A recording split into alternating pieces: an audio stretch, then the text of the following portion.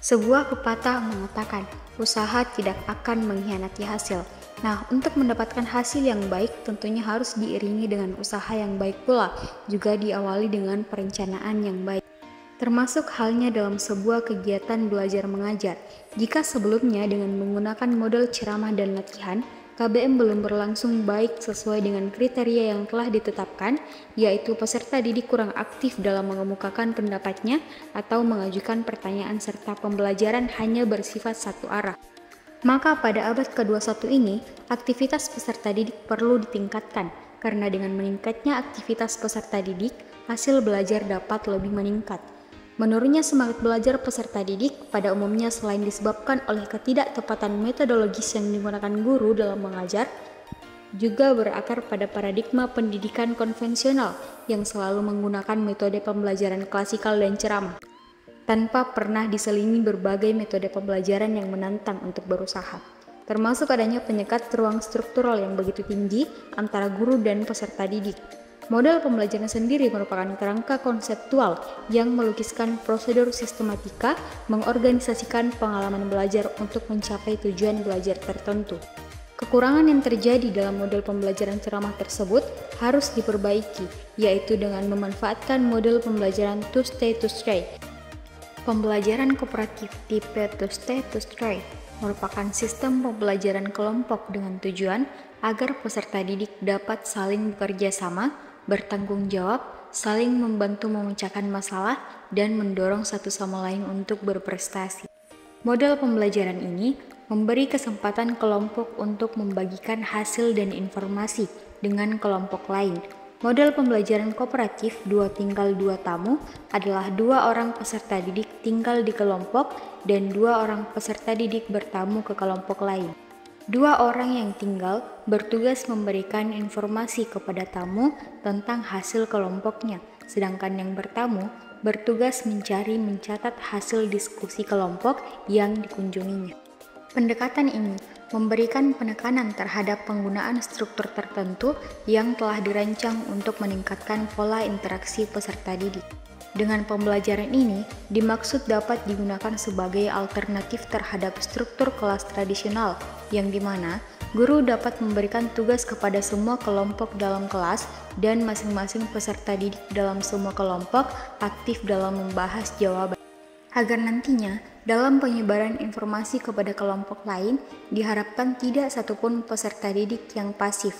Nah, struktur ini juga menghendaki agar para peserta didik saling bekerja sama dan saling membantu satu sama lain di dalam kelompok kecil dan dapat lebih dicirikan oleh penghargaan kelompok daripada penghargaan individu. Nah, adapun langkah-langkahnya yaitu langkah yang pertama, guru menjelaskan materi pengantar mengenai sel.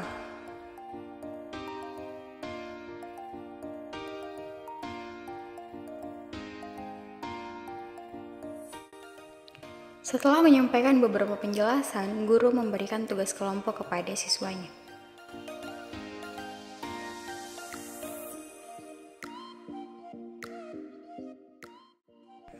Langkah yang kedua yaitu guru membagi kelompok dengan menggunakan sistem undian.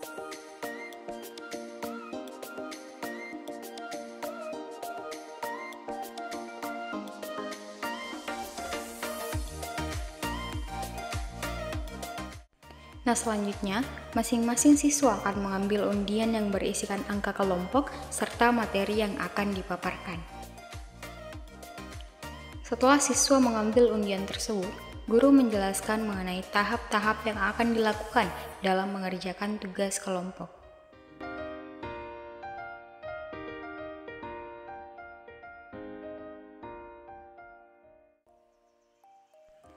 Setelah siswa memahami penjelasan mengenai tugas kelompok, siswa akan duduk bersama teman kelompoknya sesuai dengan nomor kelompok yang didapatkannya.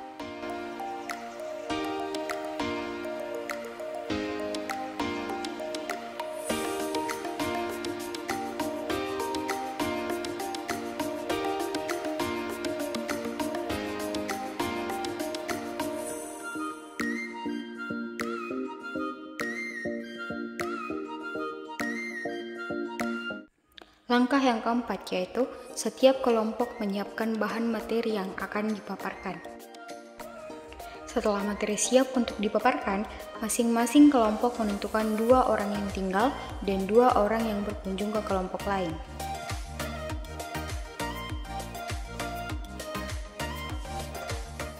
Langkah yang kelima yaitu masing-masing kelompok akan mendapatkan kunjungan dan pengunjung akan mengajukan beberapa pertanyaan kepada kelompok asal.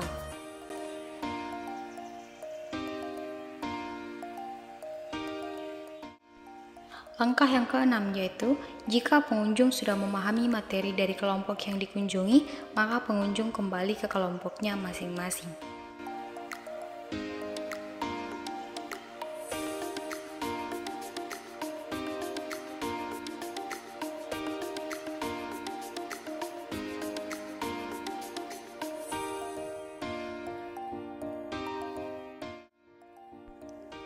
Setelah kembali ke kelompok masing-masing, siswa akan menyampaikan penjelasan materi yang didapatkan dari kelompok lain. Nah, hal ini bertujuan agar 2 orang yang tinggal di kelompok tadi juga mengetahui tentang materi dari kelompok lain.